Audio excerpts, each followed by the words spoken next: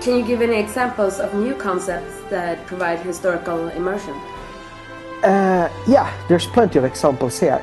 We've been trying to... What we've learned in our recent games like Rome and EU3 and Nomina and so on is that immersion is everything.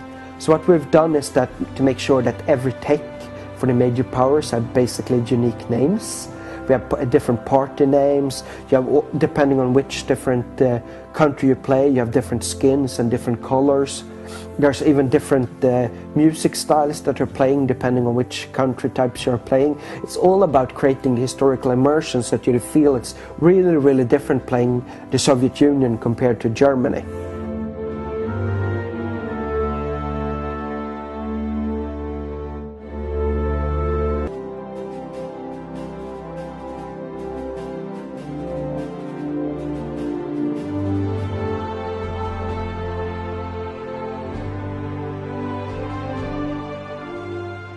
Do you have any plans for expansion packs? Well, that depends really. I mean, the game needs to sell, so we think it's worth money doing expansions. But usually we do not plan to do any. We don't plan any content for expansion until about 5 to 6 months after release. We really need to look at what the customers would really want for an expansion. As an example, when we did Napoleon's Ambition for EU3, we pretty much took like every single feature that we added to that expansion was from what people requested on the forums. We talked about your forum and your community. What features do you think that those gamers will like the most? That's hard to tell. Either they will love our new combat system, which have these different frontages and different types of reinforcements or so, or they may be like real advanced strategy players that you know the old saying, amateurs study tactics, experts study logistics.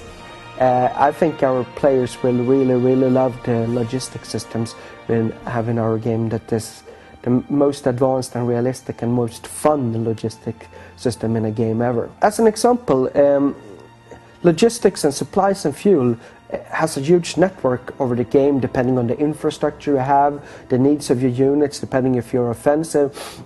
Resources are shifted around on the map depending on what you want and what you need. It's handled abstractly by the player, not really something he controls immediately by shipping it, but the game handles it for him depending on his needs, and this really has impacts on what type of offensives you can do in your game. So Hearts-of-Iron 3, any changes in multiplayer? Since we're running now on our new Clausewitz engine, since EU3, it has a completely new multiplayer engine, which is much more stable than the original Hearts-of-Iron 2, much more forgiving on which type of ports and what you need to do to be able to play it. It runs fully cooperational multiplayer, supports internet, LAN, or through our own new matchmaking server. You mentioned that you were trying to make the game more accessible. Can you give a few examples more? Some of the two major things. First of all, we're working hard on making a decent tutorial that explains the game. Secondly, we have something we call quick starts. The quick starts make so that you can just pick, there's 4 starts in the game where you can play like Germany and just worry about war and just conquer Poland, and then you have like quick starts for starting as USA and just worry about production or so on. Other things we've been working on is also to give AI control to various aspects. If you want to play and don't want to worry about production or intelligence, you can just let the AI handle them and you're just focusing on a smaller part of the game. What do you personally feel makes Hearts-of-Iron 3 unique among strategy games? It's the only true grand strategy game in World War II. Everything else is on a much lower level in complexity. It's also unique in that most of these games are making them to abstracted types like turn-based and so on, which you can't really do if you want to have a serious war game, because then you miss like one of the most key aspects, the word when, in a strategy game.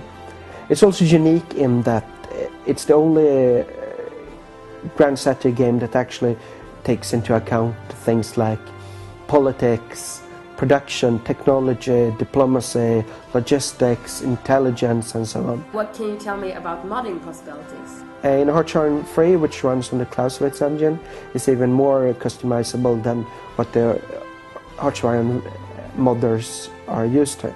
Everything is basically run through text files that are completely customizable. The map is also created out of bitmaps, so a modder can basically do whatever he wants. Another key aspect is that most of the AI is also written in Lua, so AI modders can code their own AI. A few things that people complained about a lot in Hearts 2 and Hearts 1 was that there was a lot of work to deploy new troops after you built them.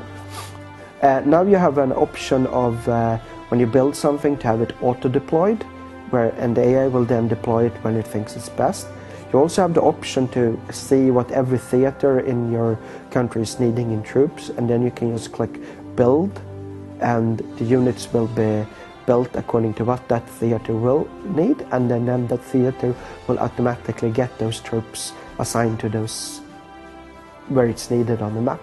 Hearts 3 will be released in August this year. We also plan to have a demo out in, I don't know exactly when, but it should be about the release date so that you can actually try the game. We also hope that you will really love Hearts 3 because we love it ourselves at the team.